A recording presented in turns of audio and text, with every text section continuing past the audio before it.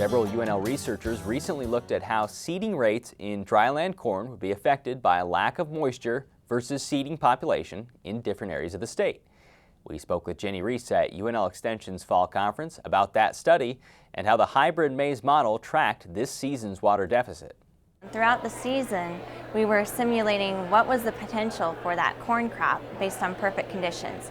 And it was assuming that 100% of soil moisture going into the season. But we know in some parts of the state, even in my area of the state in south central Nebraska, we didn't have full 100% field capacity going into the growing season. And so a recent Crop Watch article was simulating, well, what would happen if you simulated yields based on other Basically saying, what if I don't have 100% soil moisture coming in? That's right. So it was looking at, let's say, 75% of field capacity, 100% of field capacity. And what Haishun did is he was looking at it, yield trends, population trends for both North Platte and Meade.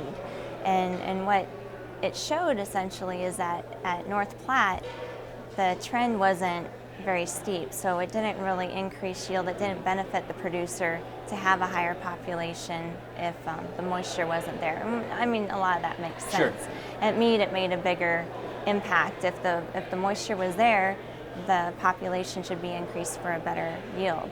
So for this year, what are you looking to do? Are you looking to add that in at the beginning to show maybe what could happen if you start out with 50% soil moisture, 75 or 100? Is that what you're planning for this year then? So what we'd like to do this year is just, the reason why we shared this information is just to get farmers thinking right now, you know, as you think about inputs, seed inputs, fertilizer inputs, think about, well, if I don't start out with the full soil profile, which is probably very likely with the drought that we've had, what should I be considering for a seed population? Now granted, we didn't provide recommendations for populations. We have research that's going to be coming out, latest research from both on-farm research in farmers' fields as well as the University of Nebraska-Lincoln. And that'll be coming this winter yet to help farmers better be able to make those decisions. I know one thing that gave you an advantage last year, you installed a watermark sensor, so you knew kind of going into the year where you were. Is that something that a lot of farmers could gain from? That's right. So one thing I had done last year was installed watermark sensors in some dryland fields just to see, okay, where are we at with our soil moisture profile? And it was interesting going into the 2012 season, our 4th foot profile in south central Nebraska in dryland fields, in no-till, mind you, was already 35% depleted. The 3rd foot was 25% depleted. We knew that going into the 2012 growing season, so that could help farmers understand, okay, I need to either lower my populations, maybe I consider sorghum.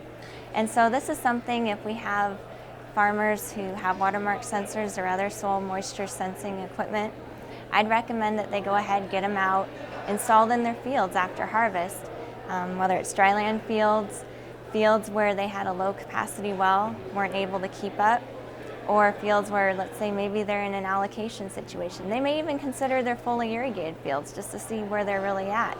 But it would be really interesting for them to do at least down to 3 feet, and I would recommend down to 4 feet, just to really understand what's going on in that profile prior to planting in 2013.